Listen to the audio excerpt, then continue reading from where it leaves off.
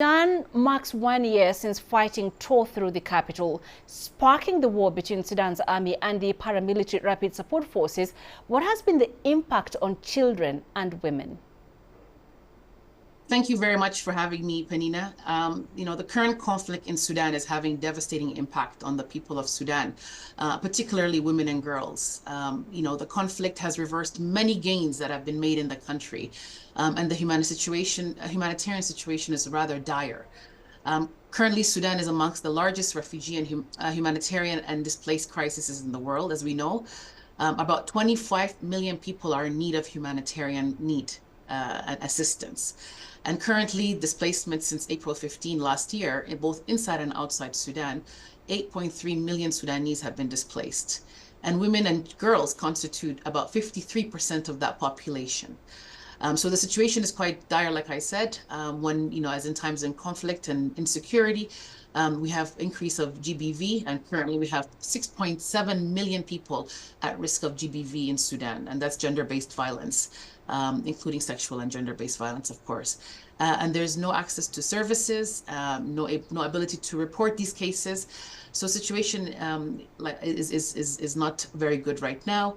Women and girls, especially pregnant women and breastfeeding, are malnourished. They're the last ones to eat, and to eat the least, of course. And the psychological impact has been quite huge. Women have lost their families, their loved ones, have found themselves to be single-headed households, and lost, their means of survival altogether.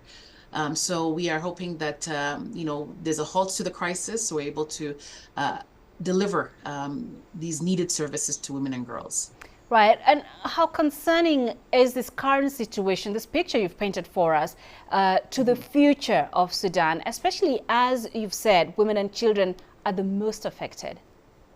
Yeah, it's extremely worrying. If the fighting does not stop and if we don't get the funding targets for the humanitarian appeal, which is at $2.7 billion, and to date only 155 million has been received. So the situation for all Sudanese, especially women and girls, children, vulnerable groups, would be a major challenge. Right now, we have more than 7,000 new mothers who can die in the coming months because of nutrition and health needs not being met. We've seen numerous reports of a looming crisis, famine in Sudan. And this is one of the worst humanitarian situations right now, which can trigger a hunger crisis.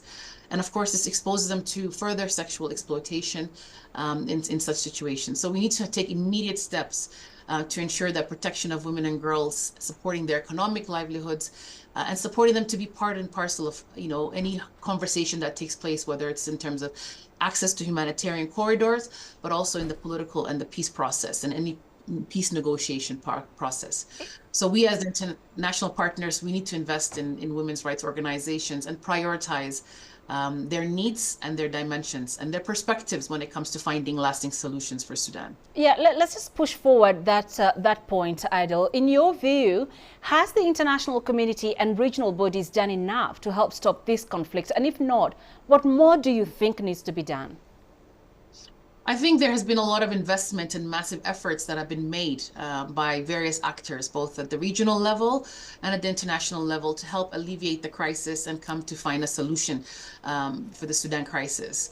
With the UN being at the forefront, we've been working very closely with the African Union, with IGAD, and other like-minded member states who are supporting the peace process. As UN Women, we are currently working in Sudan and in the region with humanitarian partners to make sure that women and gender perspectives are included in the humanitarian response.